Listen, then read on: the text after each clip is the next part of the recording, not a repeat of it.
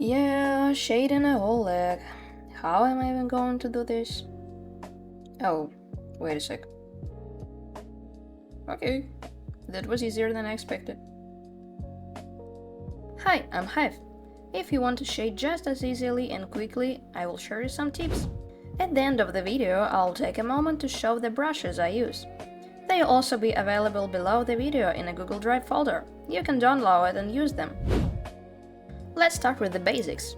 There are tons of videos on YouTube about shadow theory, so I won't go deep into it. I will keep it short. Create a new layer above your base color, set it to multiply and click Clip to layer below. Then choose a color slightly darker than your base. The darkest part of a shadow is the core shadow, the border between light and shadow. That edge has the strongest contrast. Below it is a slightly lighter area. That's the reflected light.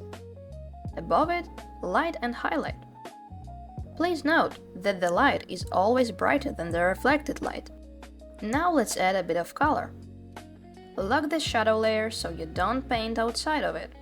Pick a red tone and gently tint the edge of the shadows. Just light touches, not fully covering them. Closer to the reflected light, you can add cooler tones.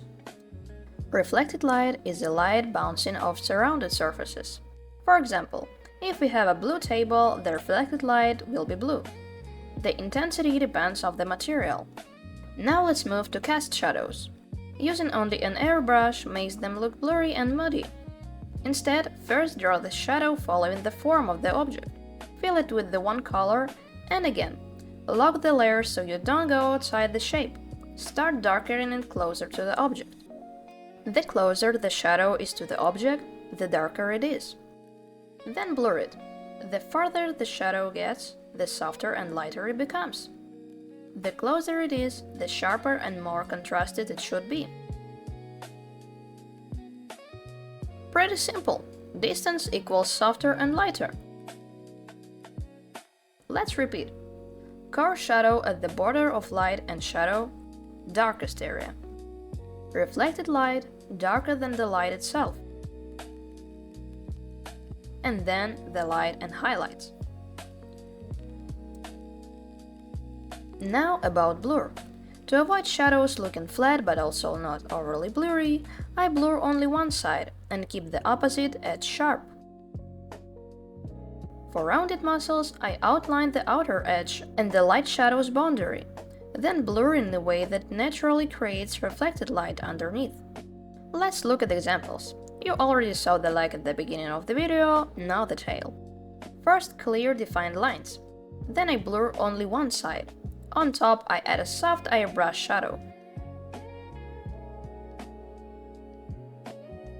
For rounded muscles, define the edge and the light shadow border. Blur the lower part and you automatically get the lighter reflected area underneath. For smaller and not so round parts, I just use shadows around the edges and blur it.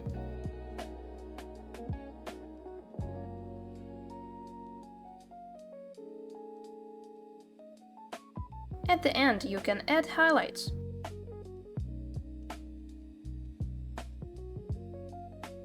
For color, warm up the areas closer to the light with the red tones. Reflected light underneath can be cooler.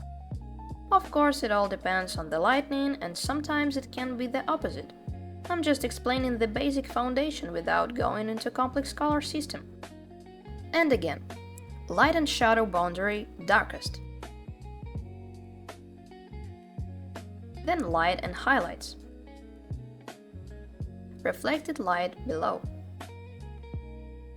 Leaving that little triangular space at the bottom gives your shadow air.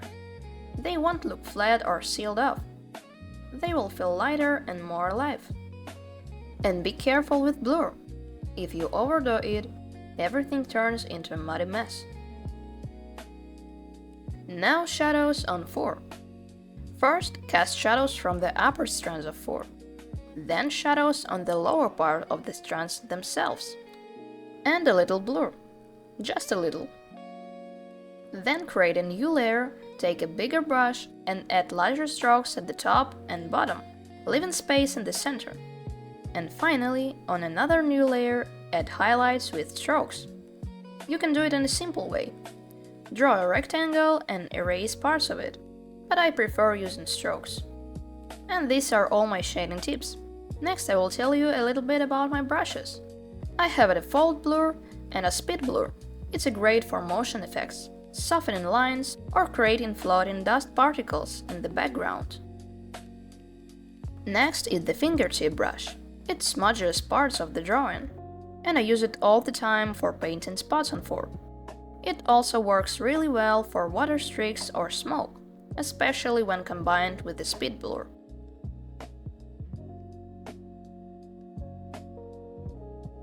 And finally, my main brush for sketching and line art. All the brushes will be available under the video. Thanks for watching! You can subscribe so you don't miss the new tutorials. See ya!